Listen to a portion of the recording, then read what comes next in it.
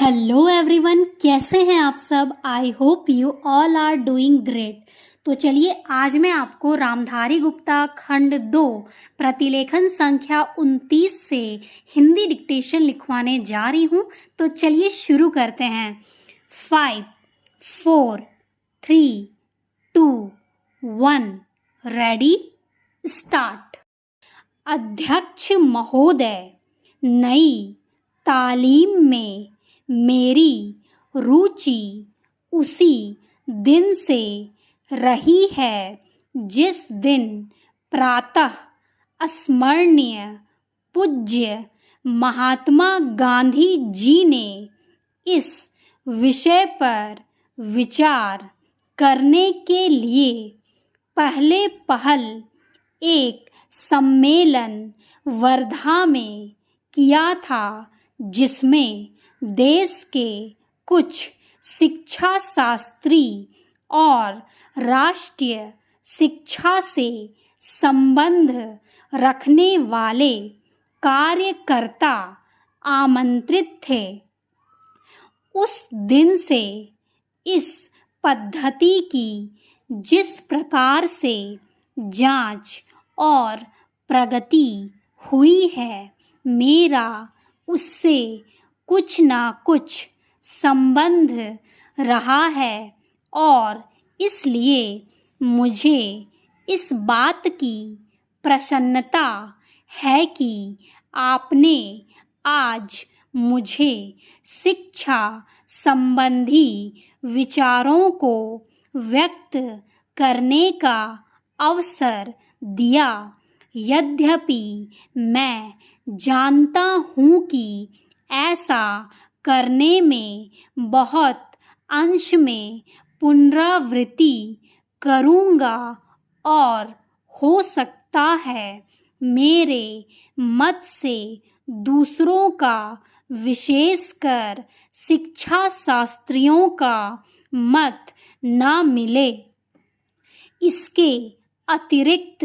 विचारणीय बात यह भी है कि शिक्षा के संबंध में केंद्रीय और राज्यों की सरकारें आज जो नीति बरत रही है, उसका मेरे मत के साथ कहाँ तक मेल होता है और मेरे मत में अथवा उस नीति में परिवर्तन कहाँ तक आवश्यक दिखता है। इसलिए मैं आशा करता हूँ कि मैं आज जो कुछ कहूँगा वह व्यक्तिगत विचार के रूप में ही समझा और देखा जाएगा और उस पर आप निर्भीकता पूर्वक और निर्लिप्त रूप से भली भांति विचार करेंगे। यह एक मानी हुई बात है कि जो पद्धति आज तक प्राथमिक वर्ग से लेकर विश्वविद्यालयों की उच्चतम कक्षा तक प्रचलित है, वह वही पद्धति है जिसको ब्रिटिश सरकार ने इस देश में चलाया था और स्वराज्य प्राप्ति के बाद भी अभी तक उसमें कहीं कोई मौलिक परिवर्तन नहीं हुआ है। उसके लिए हम किसी को दोषी भी नहीं ठहरा सकते, क्योंकि जिस प्रकार शांतिपूर्वक हमें स्वराज्य प्राप्त हुआ, उसमें यह अनिवार्य था कि स्वराज्य के साथ साथ वह शासन पद्धति, शिक्षा पद्धति तथा सारा उपक्रम जो अंग्रेजी राज्य में प्रचलित था, उस परिस्थिति के प्रकाश में विचार करें और जो कुछ परिवर्तन आवश्यक जचें उसे अमल में लाएं।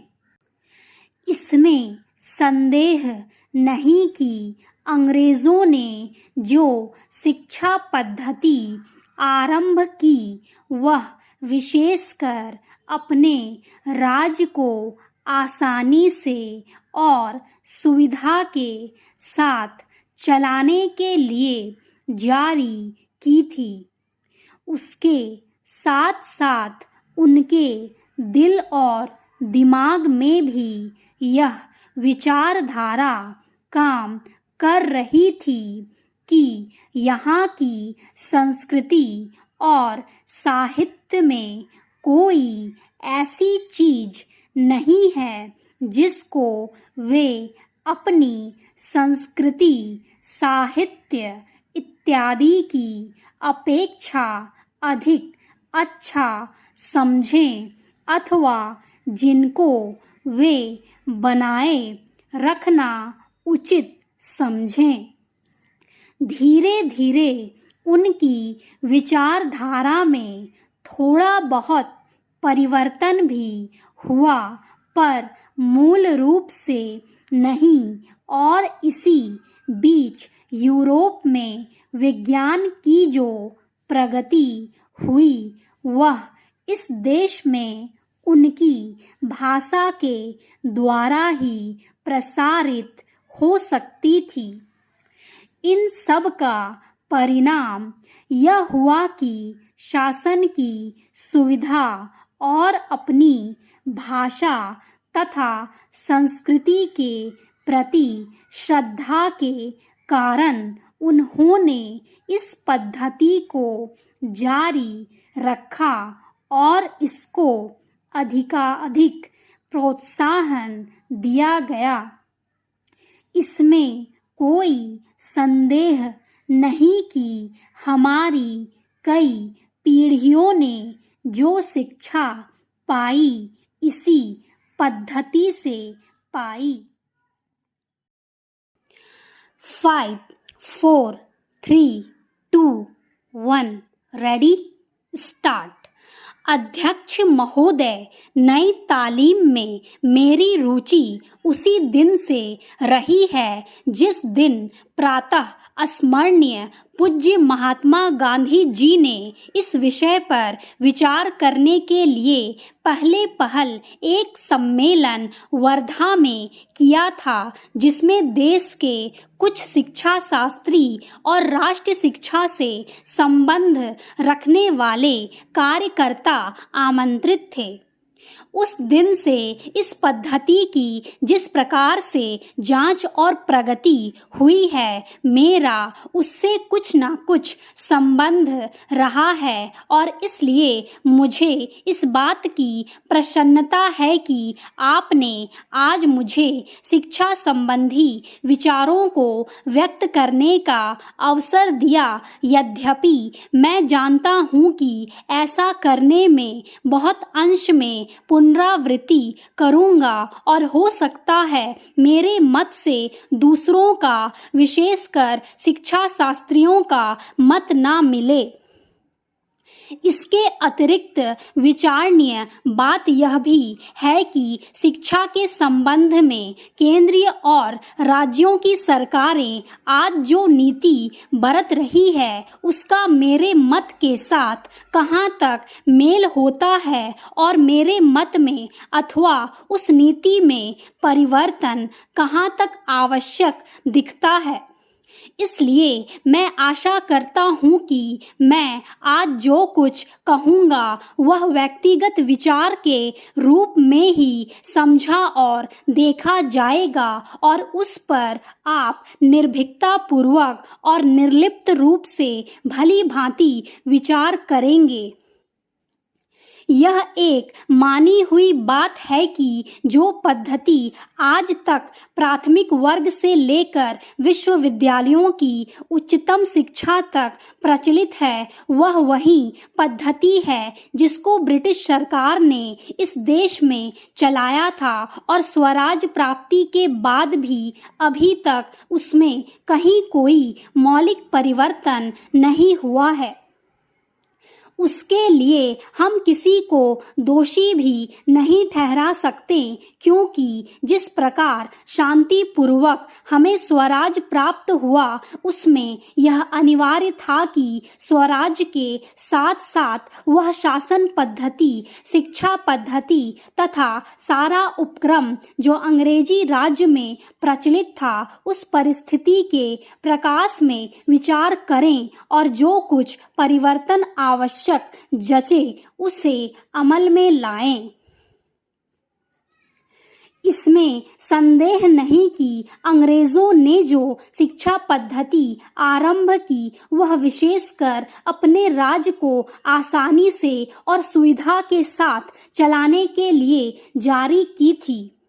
उसके साथ साथ उनके दिल और दिमाग में भी यह विचारधारा काम कर रही थी कि यहाँ की संस्कृति और साहित्य में कोई ऐसी चीज नहीं है जिसको वे अपनी संस्कृति, साहित्य इत्यादि की अपेक्षा अधिक अच्छा समझें अथवा जिनको वे बनाए रखना उचित समझें। धीरे धीरे उनकी विचारधारा में थोड़ा बहुत परिवर्तन भी हुआ, पर मूल रूप से नहीं, और इसी बीच यूरोप में विज्ञान की जो प्रगति हुई वह इस देश में उनकी भाषा के द्वारा ही प्रसारित हो सकती थी। इन सब का परिणाम यह हुआ कि शासन की सुविधा और अपनी भाषा तथा संस्कृति के प्रति श्रद्धा के कारण उन्होंने इस पद्धति को जारी रखा और इसको अधिकाधिक प्रोत्साहन दिया गया। इसमें कोई संदेह नहीं कि हमारी कई पीढ़ियों ने जो शिक्षा पाई इसी पद्धति से पाई।